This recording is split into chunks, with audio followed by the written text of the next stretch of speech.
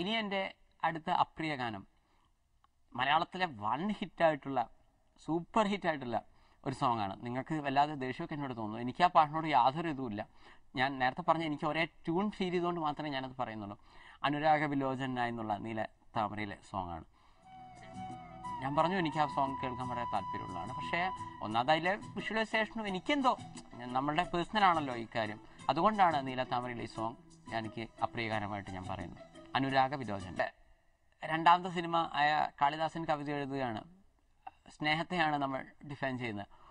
അതായത് ഞാൻ എപ്പോഴും മനസ്സിലാക്കുന്ന ഒരു കാര്യം, ഇപ്പോൾ രണ്ട് കല്ല് ഒരുമിച്ച് വെച്ച് കഴിഞ്ഞാൽ ഒരിക്കലും നമുക്ക് ദൂരെ നോക്കുമ്പോൾ ആ കല്ല് ഒരുമിച്ച് അത് തമ്മിലൊരു ബന്ധമുണ്ടെന്ന് തോന്നുമെങ്കിലും ജസ്റ്റ് ഏതെങ്കിലും ഒരാൾ തള്ളിക്കഴിഞ്ഞാൽ ആ കല്ല് വീണു പോവുകയാണ് ചെയ്യുന്നത്.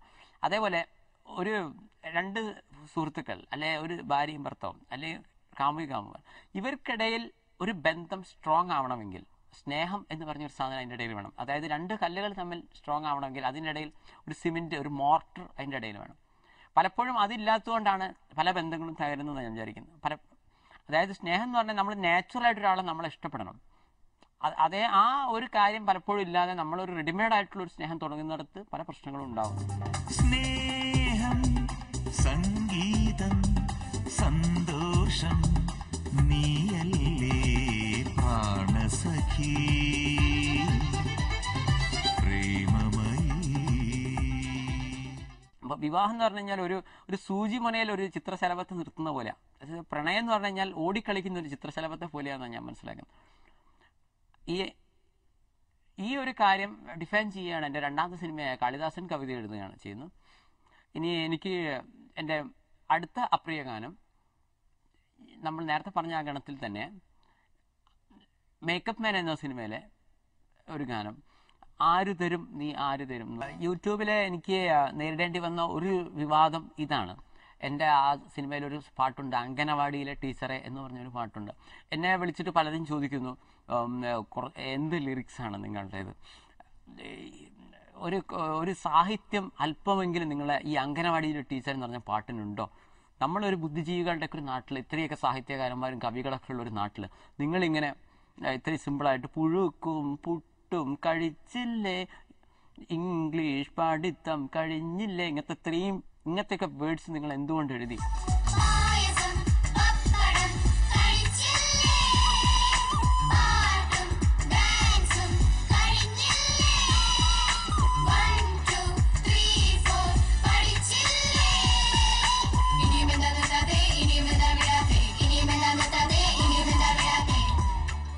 അപ്പം ഞാൻ അവരോട് പറഞ്ഞൊരു കാര്യം ഇതാണ്, ഫോണിലൂടെ എനിക്ക് അത്രേ പറയാൻ പറ്റുന്നുള്ളൂ. ഞാൻ പറഞ്ഞാൽ ഏട്ടാ, നമ്മൾ ഈ അംഗനവാടിയിൽ ഏത് ടൈപ്പ് കുട്ടികളാണ് പോകുന്നത്?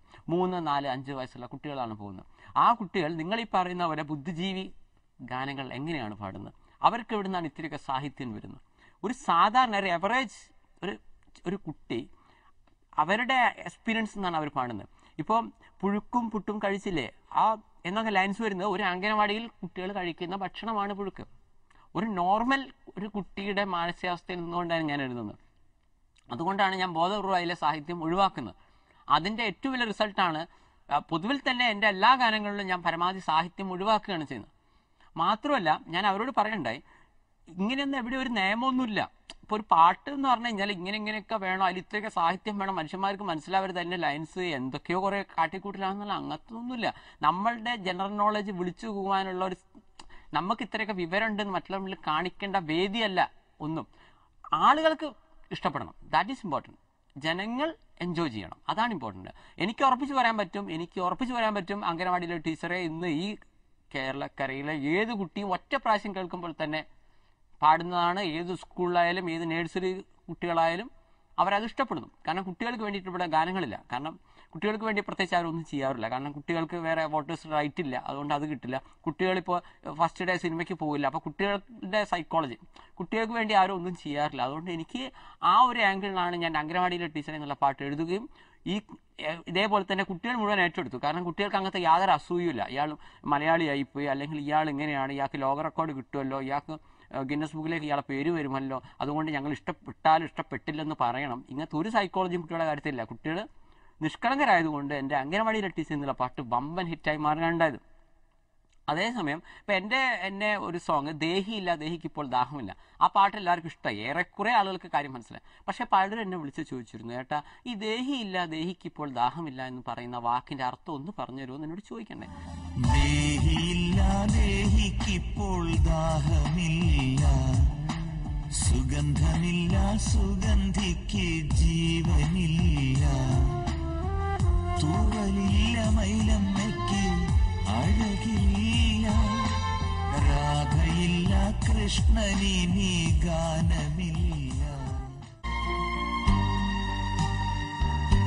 എനിക്ക് ഇന്റർനെറ്റായിട്ടൊരു ബന്ധമില്ല, എനിക്ക് ഇന്റർനെറ്റായിട്ട് വേറെ ഒരു കൺസേൺസും ഇല്ല, ഞാൻ കൂടുതലായിട്ട് നോക്കാറുമില്ല. കാരണം പഠിക്കുന്ന സമയത്ത് തന്നെ എന്നെ സംബന്ധിച്ചിടത്തോളം ഒരുപാട് ടൈം നഷ്ടപ്പെടുത്തുന്ന ഒരു കാര്യമായിട്ടാണ് ഞാൻ കണക്കാക്കിയത്. അതേസമയം യൂട്യൂബിൽ ഒരുപാട് കമൻസ് ഉണ്ട്, അറ്റ്ലീസ്റ്റ് നിങ്ങളൊന്ന് വായിക്കണം എന്ന് പറഞ്ഞ് എൻ്റെ കൂട്ടുകാരെ ഒരു ദിവസം നിർബന്ധിച്ച് എന്നെ കാണിക്കണം. അപ്പോൾ കാണിച്ചപ്പോഴാണ് എനിക്ക് കുറേയൊക്കെ വിവാദങ്ങൾ എന്തുകൊണ്ട് വരുന്നു എന്ന് ഞാൻ മനസ്സിലാക്കുന്നത്. കാരണം ഇപ്പം നിങ്ങൾക്ക് ഈ പരിപാടി കഴിഞ്ഞ് ജസ്റ്റ് ഓഫ് ചെയ്താൽ നിങ്ങൾ ആ ഇൻ്റർനെറ്റിലെ കമൻസ് സെക്ഷൻ നോക്കിയിട്ട് ഞാൻ പറയുന്നത് ശരിയാണോ എന്ന് മനസ്സിലാക്കാൻ പറ്റും. കാരണം ഒരു മെറ്റീരിയൽ എവിഡൻസ് ഉള്ള കാര്യങ്ങളെ ഞാൻ സംസാരിക്കാറുള്ളൂ, ലേശം നിയമം പഠിച്ചുകൊണ്ട് ഞാൻ പറയാം. പലപ്പോഴും നായികമാരെ അഭിനയിച്ച പെൺകുട്ടികളുടെ നമ്പറൊക്കെ എന്നോട് ചോദിക്കാറുണ്ട്, ഞാൻ പലർക്കും കൊടുക്കാറില്ല. ഈ ദേഷ്യത്തിലൊക്കെ ഒരുപാട് പേര് കമൻസ് എഴുതിയിട്ടുണ്ട്. പിന്നെ ചിലർക്ക് ഇതേപോലെ ഈ ഒരു പ്രശ്നം, വയസ്സിൻ്റെ പ്രശ്നം ഉണ്ടായി. അതേപോലെ തന്നെ എനിക്ക് തോന്നുന്നു അസൂയ ഇതിലൊരു ഘടകമായിട്ട് എനിക്ക് തോന്നുന്നു. കാരണം കൃഷ്ണൻ രാധയിൽ എനിക്ക് 6 നായികമാരാണുള്ളത്. അപ്പോൾ ഇയാൾ 6 നായികമാരെ കൂട്ടിയിട്ടാണല്ലോ അഭിനയിച്ചതെന്നുള്ളൊരു അസൂയ വരാം. പിന്നെയാണ് ഞാൻ മനസ്സിലാക്കുന്നത്, ഇവിടെ ഇപ്പോൾ ഒരു ഭരത് അവാർഡ് കിട്ടിയ ഒരു നടൻ വരെ പറയണ്ടായി, എനിക്ക് അവാർഡ് കിട്ടിയതിനെ കാരണം ഇവിടെ മലയാളികളൊന്നും ഇതിലില്ലാത്തതുകൊണ്ടാണ്, ബോർഡിലില്ലാത്തതുകൊണ്ടാണെന്നൊക്കെ പറയണ്ടായി. മറ്റൊരു നടൻ അത് ശരിയാണെന്നും പറയണ്ടായി. അപ്പോൾ അതേപോലെ ഒരു മലയാളി, എല്ലാവർക്കും ഇല്ല, ചില മലയാളികൾക്ക് വേറൊരു മലയാളി നന്നാന്ന് ഇഷ്ടമില്ലാത്തതുകൊണ്ട് പാര വയ്ക്കാനായിട്ടും അസൂയയുടെ സംബന്ധമായിട്ടും എനിക്ക് കുറേ മോശമായിട്ടുള്ള കമൻസ് വന്നു എന്ന് ഞാൻ വിചാരിക്കുന്നു. ഇതാണ് ഇതിൻ്റെ ഒരു കാരണമായിട്ട് എനിക്ക് തോന്നുന്നു. കാരണം അതിൽ വന്നിരിക്കുന്ന കമൻസ് എനിവേ സംഭവിച്ച ഇതാണ്, പാട്ട് നമ്മളെ സംബന്ധിച്ചിടത്തോളം റീഡേഴ്സിൻ്റെ വ്യൂവിൽ 2 മാസം കൊണ്ട് 25 ലക്ഷം ആളുകൾ കണ്ട സോങ് എന്ന രീതിയിൽ എടുക്കുമ്പോൾ ശരിക്കും പറഞ്ഞാൽ യൂട്യൂബിൻ്റെ എല്ലാ റെക്കോർഡുകളും തകർന്നതാണ് ന്യൂയോർക്കിൽ നിന്ന് എനിക്ക് കിട്ടുന്ന റിപ്പോർട്ട്. അവർ പറഞ്ഞാൽ സാധാരണഗതിയിൽ ഒരു ഇംഗ്ലീഷ് സോങ്സ് അല്ലെങ്കിൽ മാക്സിമം ഹിന്ദി തന്നെ ആ ലെവലിലേക്ക് പോകാറില്ല. അപ്പോൾ എത്ര ഒരു സൂപ്പർ സ്റ്റാറിൻ്റെ ഫിലിം സോങ് പോലും ഈ ലെവലിൽ പോയിട്ടില്ലെന്നാണ് പറയുന്നത്. അങ്ങനെയാണ് എനിക്ക് യൂട്യൂബിൻ്റെ റൈറ്റിലും മറ്റിലൊക്കെ കാര്യങ്ങൾ പലരും അങ്ങോട്ട് എത്തുന്നത്. അപ്പോൾ എന്തായാലും വിമർശകർ എപ്പോഴും ആവശ്യമാണ്. കാരണം ഞാൻ വിമർശകരെ ബഹുമാനിക്കുന്നു. കാരണം to win we want friends, if we want a distinction of winning we want enemies എന്നാണ്. വിജയിക്കാൻ സുഹൃത്തുക്കൾ വേണം, വൻ വിജയങ്ങൾക്ക് ശത്രുക്കൾ വേണം എന്ന് ചിന്തിക്കുന്ന ഒരു വ്യക്തിയാണ് ഞാൻ. കാരണം ഇപ്പോൾ ഒരു സിനിമയിലാണെങ്കിൽ ഒരു നായകനെ കയ്യടി കിട്ടണമെങ്കിൽ വില്ലന്മാർ ആവശ്യമാണ്. അതുപോലെ കുറച്ച് വിമർശകന്മാർ നമുക്കുള്ളത് നല്ലതാണ്. ഇതാണ് എൻ്റെ ശിവരാത്രി അതേപോലുള്ള കൃഷ്ണനും രാധയിലെ മറ്റുള്ള സോങ്സും കാര്യമായിട്ടുള്ള. അതേസമയം എനിക്ക് തോന്നുന്നു ഇപ്പോൾ ഗോകുലനാഥനായ കള്ളക്കണ്ണൻ, ദേഹിയില്ല ദേഹിക്കിപ്പോൾ ദാഹമില്ല എന്നീ ഗാനങ്ങൾ വന്നതിന് ശേഷം കൂടുതൽ സ്ത്രീകളൊക്കെ വിളിക്കുന്നുണ്ട് കുറേയൊക്കെ. കാരണം മുൻകാലങ്ങളിൽ അധികം സ്ത്രീകളുടെ ഫോൺസ് എനിക്ക് വരാറില്ല, ഇപ്പോഴാണ്. കാരണം ഭംഗിയായിട്ടുണ്ട്. ചിലർക്കൊരു തെറ്റിദ്ധാരണയുണ്ട് ഞാൻ തമാശയ്ക്ക് ചെയ്യുകയാണോ. ഇപ്പോൾ ആളുകൾക്ക് സീരിയസ് ആണ് ഈ സിനിമ, ഭംഗിയായിട്ട് നിങ്ങൾ ചെയ്തിട്ടുണ്ട്, ശിവരാത്രി കണ്ടപ്പോൾ ചെറിയൊരു നീരസം തോന്നിയതൊക്കെ ഇപ്പോൾ മാറിയിട്ടുണ്ട് ഒക്കെ പറഞ്ഞ് പലരും വിളിക്കണ്ടേ. സോ സിറ്റുവേഷൻ വളരെ മാറിക്കൊണ്ടിരിക്കുകയാണ്. ഒരു 4 ദിവസത്തിൻ്റെ ഇടയിലാണ് ഇപ്പം നമ്മളെ യൂട്യൂബിൽ ജസ്റ്റ് കൊടുത്തിരിക്കുന്നത്. അപ്പോൾ അതിലുള്ള പുതിയ സോങ്സൊക്കെ എനിക്ക് വളരെ കൂടുതൽ ഫേവറബിളായി വന്നു എന്നുള്ളതിൽ എനിക്ക് വളരെ സന്തോഷമുണ്ട്. ഒരു ചെറിയൊരു കാര്യം എന്താണെന്ന് വെച്ച് കഴിഞ്ഞാൽ, ഇപ്പോൾ യൂട്യൂബിൽ ഞാൻ കമൻസ് സെക്ഷൻ വായിച്ചപ്പോൾ സന്തോഷ് പണ്ഡിറ്റിൻ്റെ നമ്പർ എന്ന് പറഞ്ഞ് ഒരുപാട് തെറ്റായിട്ടുള്ള നമ്പേഴ്സ് അതിൽ ഇങ്ങനെ കാണുന്നുണ്ട്. എനിക്കതിൽ വളരെ പ്രയാസമുണ്ട്. എന്നെ സംബന്ധിച്ചിടത്തോളം ഇന്ന് ഈ ലോകത്ത് ഏറ്റവും കൂടുതൽ ഫോൺ വരുന്ന വ്യക്തി ഞാനാണെന്ന് എനിക്ക് ഉറപ്പിച്ച് പറയാൻ പറ്റും. കാരണം എൻ്റെ മുന്നിലിരിക്കുന്ന ഒരാൾക്ക് മാത്രമേ അത് മനസ്സിലാവും. ഒരു 5 മിനിറ്റിൻ്റെ ഇടയിൽ 65 മിസ്ഡ് കോൾ വരുന്ന ഒരു വ്യക്തിയാണ് ഞാൻ. അത്രയും ഒരാൾ ഫോൺ ചെയ്യുന്നതിനിടയിൽ 65 മിസ്ഡ് കോളൊക്കെ വരുന്നു. പക്ഷേ എന്നിട്ടും ഞാൻ എപ്പോഴും വെച്ചാൽ ഒരാൾ നല്ലതാണെങ്കിലും ചീത്തയായാലും അവർ പറയുന്നത് കേൾക്കണമെന്നും എനിക്ക് ഡെവലപ്പ് ചെയ്യണമെന്ന് ആഗ്രഹിക്കുന്നു. ജെന്യുവൻ ആയിട്ടുള്ള ഏത് ക്രിറ്റിസിസം ഞാൻ അംഗീകരിക്കുന്നു. കാരണം ഇപ്പോൾ ക്യാമറ ഒഴിച്ച് മുഴുവൻ കാര്യങ്ങളും ഞാൻ ചെയ്യുന്നു. എന്നെ സംബന്ധിച്ചിടത്തോളം എനിക്ക് ഫിലിം ഫീൽഡായിട്ട് വേറെ മുൻകാല കൺസേൺസ് ഒന്നുമില്ല. അപ്പോൾ ഒരുപാട് ആരാധകർക്ക് എൻ്റെ ഫോൺ നമ്പറൊക്കെ വേണമെന്നുള്ള ആഗ്രഹക്കാരുണ്ട്. പലർക്കും എൻ്റെ നമ്പർ അറിയില്ല. അതുകൊണ്ട് ഞാൻ എൻ്റെ നമ്പർ പറയുകയാണ് 9947725911 9947725911. ഏതൊരാൾക്കും ഏത് സമയത്ത് 24 മണിക്കൂർ എന്നെ വിളിക്കാവുന്നതാണ്. ഒരു പ്രശ്നവുമില്ല. ഞാൻ വളരെ കുറച്ച് സമയം ഉറങ്ങാറില്ല, വളരെ ഹാർഡ് വർക്ക് ചെയ്യുന്നൊരു വ്യക്തിയാണ്. ഇത്രയും നേരം എൻ്റെ അപ്രിയ ഗാനങ്ങൾ മുഴുവനായി സഹിച്ച്, എൻ്റെ അപ്രിയ ഗാനത്തേക്കാൾ ഉപരിയായി എന്നെ സഹിച്ച എല്ലാവർക്കും നന്ദി. രാത്രി ശുഭരാത്രി.